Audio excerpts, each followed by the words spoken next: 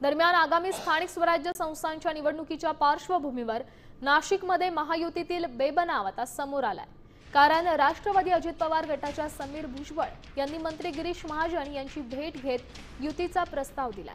11 नगर परिषदांपैकी नांदगाव, मनमाड आणि येवला या 3 नगर परिषदांमध्ये केवळ भाजप सोबतच युती करण्याचा प्रस्ताव समीर भुजबळांनी भाजपला दिलाय। त्यामुळे शिंदेंच्या शिवसेनेला नाशिकमध्ये भाजप आणि राष्ट्रवादी वगळणार का असा सवाल उपस्थित झाला।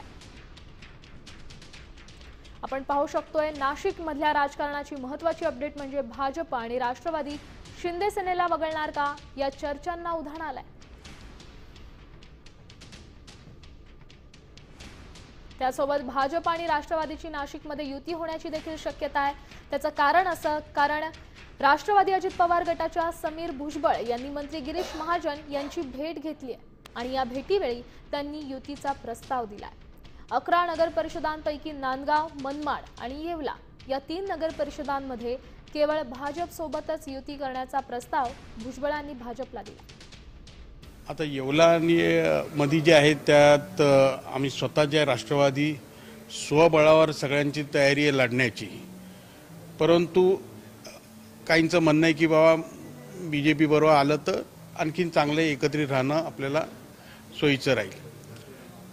तिथे काय तेवढी शिंदे गटाची तेवढी त्यांची काही ताकद नाही आणि ते आमचे प्रतिस्पर्धी असल्यामुळे आम्ही काय त्यांच्याबरोबर आम्ही काही युती करू शकत नाही।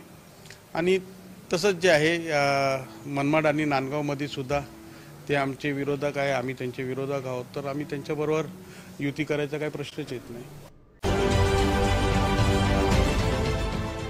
देश विदेशातील प्रत्येक घडामोडींचे लाईव्ह अपडेट मिळवण्यासाठी आता साम टीव्हीच्या सर्व सोशल मीडिया प्लॅटफॉर्मला लाईक, फॉलो आणि सबस्क्राईब करा। तसंच सर्व नोटिफिकेशनसाठी बेल आयकॉन प्रेस करायला विसरू नका।